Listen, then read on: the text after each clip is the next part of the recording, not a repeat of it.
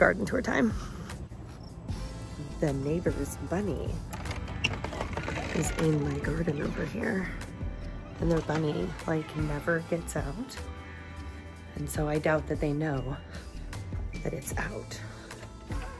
So I'm gonna see if I can go get it to go back in. Because I know how stressful it is when your bunny gets out. Like, look at this adorable bunny. Like, I'm not that mad, but I'm kind of mad. But I just don't want him to get hurt. No, bunny, go back to your home. Go back to your home, little bunny. I'm hoping to try to get him to go in the gate. Go back to your home, bunny. I forget what their names are. Oh, so cute. I hope she goes back in. I think it's a he. Goes back in. Good job, bunny. Oh, he's going home. Yay. Hopefully he stays over there. Go back home, little bunny. Go through the gate. Go back home. Good job, bunny. Go through the gate. Go, go, go. Go through, bunny. Good job, bunny. Yay. Look how pretty their sunflowers are. So pretty. Well, I knocked on their door and they didn't answer, so I think they weren't home. I just hope that he stays in there. Poor little fella. Our bunny is naughty and he gets out all the time. So I know how that stress is. It's garden tour time.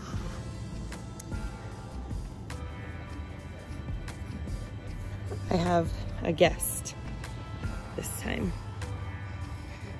This little fella. Say hi, Mickey. So we will start up here with the in-ground garden.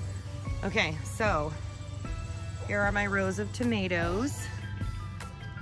They're a little over a foot tall, some of them.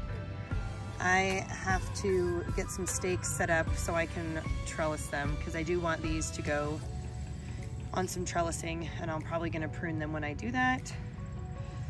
I just gotta get 2 more T-posts because I have 2, but I need 4. Here's the 3 sisters. You can see the orach is in there, which I'm kind of just letting that go to seed at this point.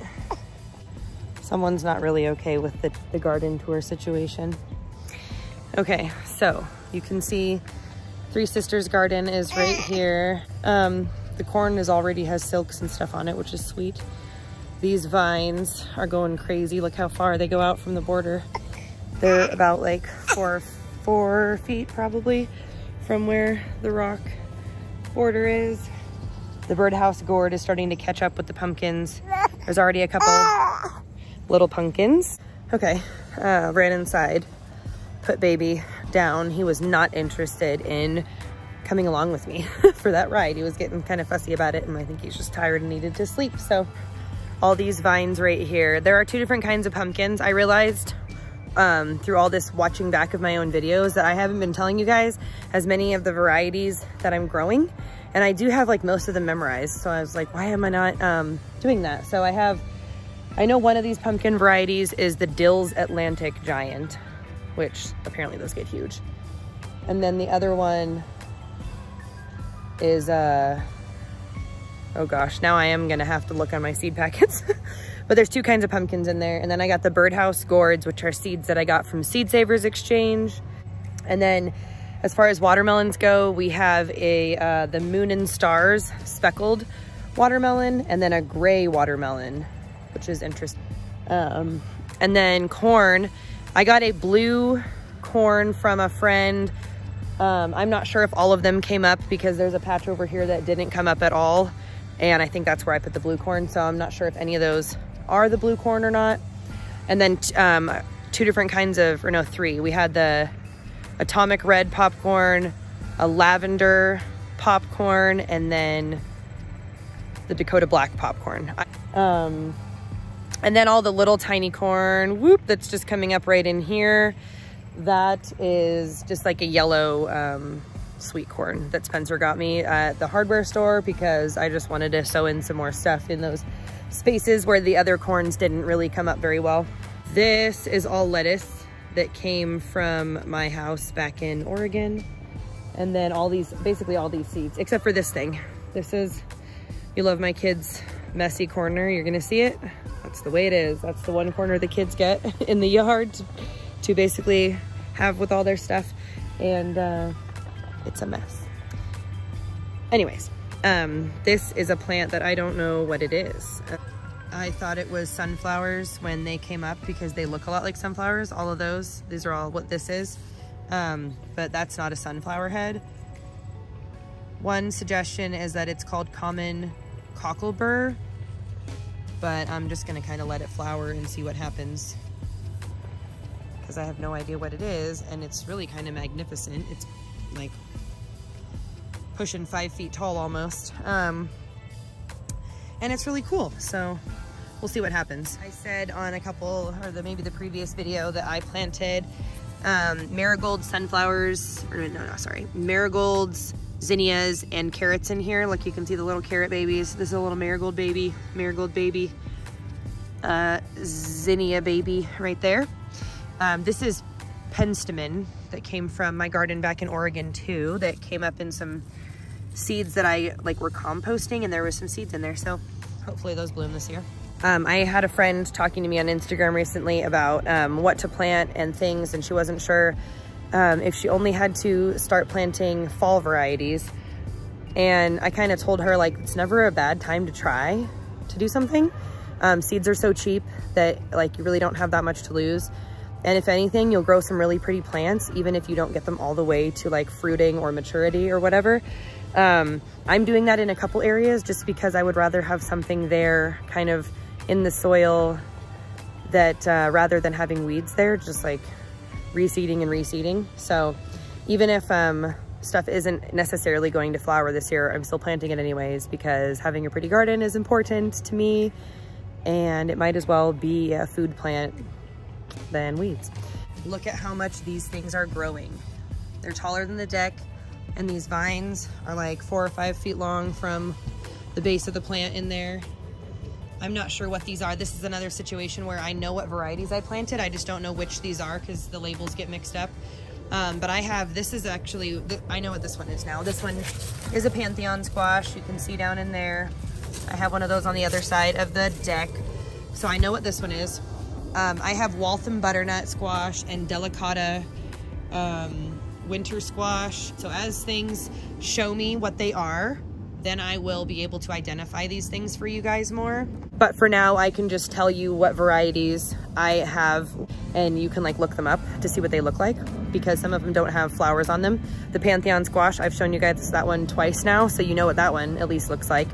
But the delicata is a yellow and orange and green striped winter squash for storage, and a butternut is a storage variety squash too. So I'm hoping, because like I said, my labels got really messed up, I'm really hoping that I have some butternut and delicata squashes in this yard somewhere so that I can hopefully have some storage squash. Look, my kids clipped off my other 2 yellow roses. Sad panda, but it's okay. I'm not super worried about it. Look how cute the zinnias are though. I planted so many zinnias because I want my kids to be able to just pick things. And that's one thing that I've had to learn with gardening with children. Sometimes it's just better to plant 3 times as many things as you want, because your children are going to rip them out of the ground mercilessly. Toddlers don't care about your garden. They think it's pretty, but they want to stomp through it like Godzilla, and they want to rip your plants from the ground. That's just the way it is. So, I began to plant things for my kids in specific places where I know they're going to be frequenting, and I just plant a lot of flowers because I know they're gonna wanna pick lots of flowers. Plant lots of flowers, mamas. So here we have a Black Beauty zucchini. This one I haven't gotten fruit off of yet. Look how insane the foliage is on that thing. These plants are easily 3.5 feet tall. Look at how big these plants are. That's the tallest leaf. That's almost mid-hip on me. I'm 5'5", 5'6"-ish, so. Look at this one, tallest one over here is huge, they're huge. These are easily the biggest squash plants that I've ever grown in my life. That and this one down here by the raised bed, huge, absolutely huge squash plants, it's insane. And I have a brand new squash every single day. It's like overwhelming at this point. I have so many squash that I need to deal with. So that's probably what I'll be doing for the rest of the week, is dealing with squash.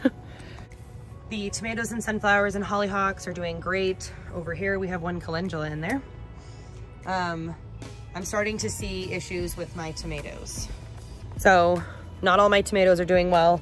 I'll show you more when I get down here, but I'm having some of them are having some struggles, and those ones in the ground are starting to yellow up a little bit more and seem like they have some issues with, and they get a lot of water because the spigot kind of leaks and the kids leave it on all the time. So that's an issue. So they might be getting too much water.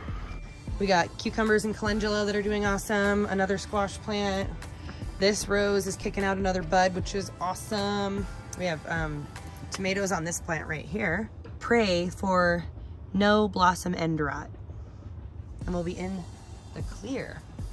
My potato is getting ate up by bugs, but I think it's doing okay.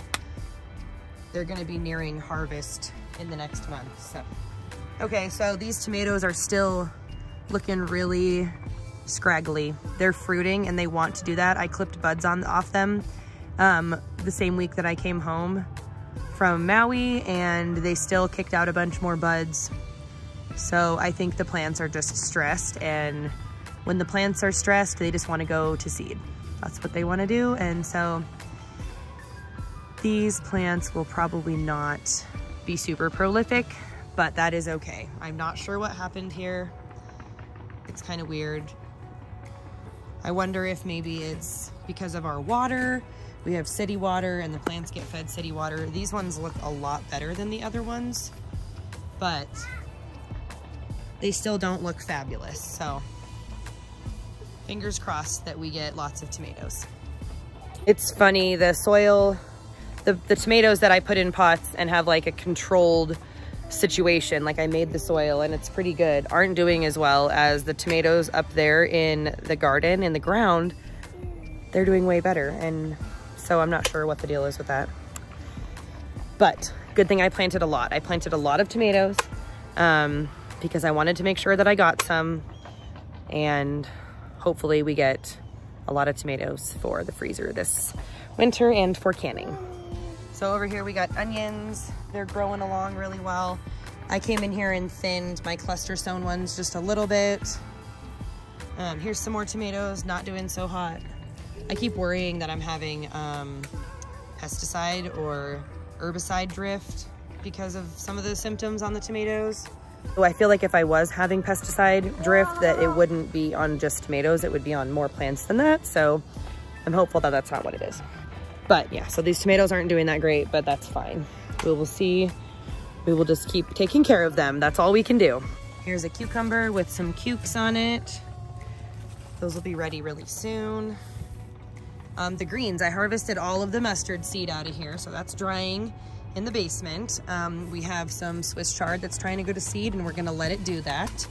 You can gather some seed from those because most of the greens and herbs are really easy to harvest seed from. They're really super simple, and they're like open pollinated plants, so you don't have to worry about cross-contamination, or not cross-contamination.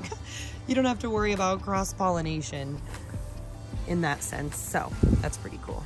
Here's a big old nasturtium. There we go. For those of you that don't know, nasturtiums are edible. So the whole plant of the nasturtium, the foliage, the blooms, all edible. They have like a nutty spiciness, kind of like arugula. I absolutely love them. I just saw a recipe for pickling the nasturtium pods, like the seeds when they're still green. That looked so good. My tomatillos are going absolutely bonkers. They are jamming. Look at these things. I've never had tomatillo plants that are this big. Look at these things. Jamming. I just can't even handle it. We have one inside the greens here too, but it's not jamming like these girls are jamming. And there's a tomato right here. And see these tomatoes that are sown in really close to other plants. They're like crowded, you could say. They look so healthy compared to some of the stuff I have in pots. Like look at this plant. Now look at this plant. Like, what in the heck? And see, this is one reason why planting close together isn't as bad as some may say it is. This is mugwort going to seed. I forgot to harvest that. Now that I look at it, I'm like, dang, I was supposed to harvest that for tea, but I harvested a bunch of the other mugwort. I got mugwort as one of the free seed offerings from Baker Creek Heirloom Seed. And I honestly didn't even know it was a real thing until I got that seed packet. And they don't like tell you what it is when you order from Baker Creek.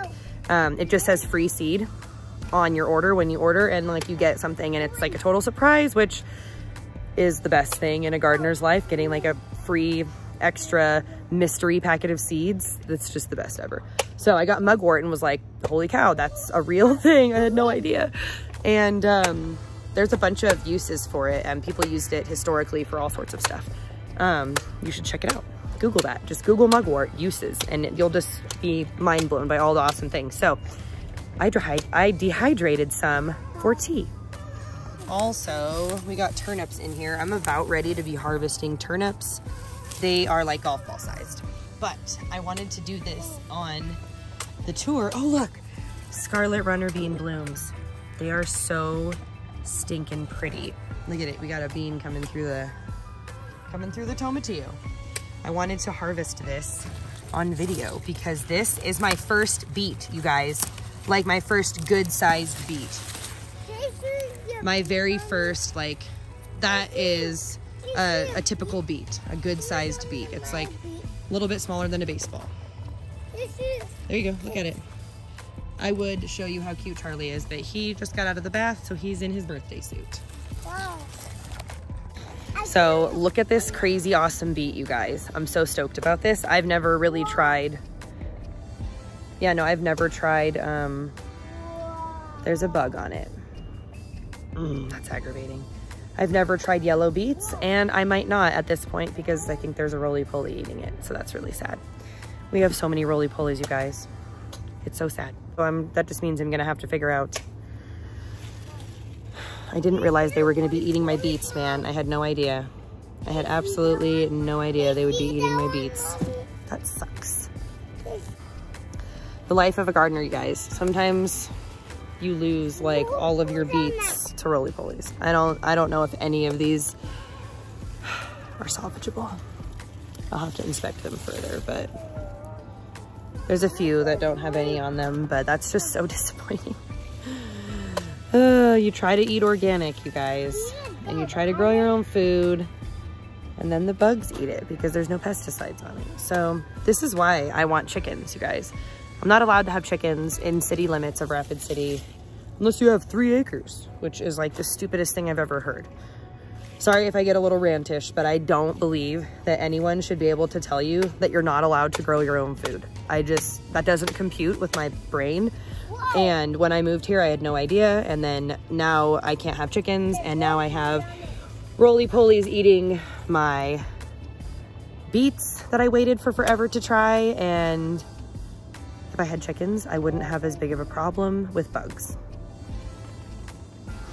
It's aggravating. Please stop. Nope, leave that alone. No, those are potatoes that are growing still. So a bunch of diatomaceous earth in this bed where the rest of these beets are, and pray to baby Jesus that they don't eat the rest of my beets. Even if we only get a couple. I love them. I love gardening anyways, so whatever. I still have a ton of other really awesome food to harvest. So many greens, huge tomatillos, okra that's coming on already, beautiful zinnias, so much borage, beans that I've been harvesting on every single day this week, wildflowers that are struggling, still so much growing, you guys. This bed is fabulous. Look at this girl. Look at this girl, so beautiful. Cannot wait for her to bless us with her blooms. We've also got a bunch of cucumbers in here that I'm trying to convince them that they want to climb over the edge of the bed. There are no more carrots. You guys ate them all. Trying to convince them to climb down the sides. Not sure if it will happen, but that's my desire. They almost need something to like hold them up there. There are no more carrots. Oh, here's a carrot. There you go. Go wash it. Make sure there's no roly-polies on. Go wash it. Good job. So there's still a few more carrots in here. The kids have eaten most of them. We got some cilantro going to seed. If you're looking for something super easy to seed save, you guys, grow cilantro and save the seeds. So you'll get more seeds than you will like foliage off of a plant. But that's why you plant a lot of cilantro. You plant like a whole patch of cilantro and then you'll have enough to be harvesting bundles every couple of days or once a week. But you get so much seed on it. I have cilantro seed saved from the last almost 3 years, and I just label it and keep track of it and then try to use the oldest seed first. But I have so much of it that I'll never ever run out, which I like. Some tomatoes in here that aren't really doing anything. And then here's that giant squash plant. This is another Black Beauty zucchini.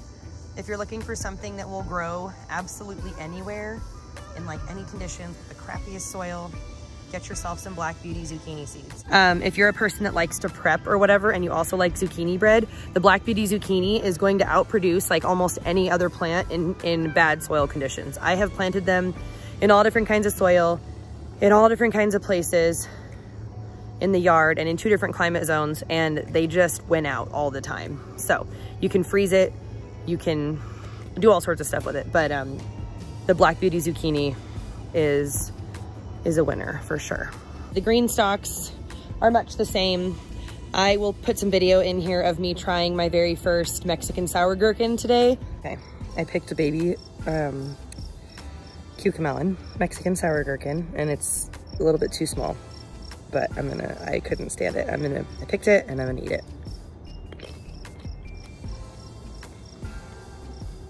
Oh wow, those are so good. It's like a little cucumber with like a citrusy essence. So good. They're super yummy, by the way. You should all grow them. And those plants are going insane. It's the same plants that were in there that I talked about last week. They're just fuller this week. I haven't had anything. Mama. Yes. I know there's a zucchini in there. We're gonna leave that one till tomorrow though. So I hope you have a good evening and we will see you out there.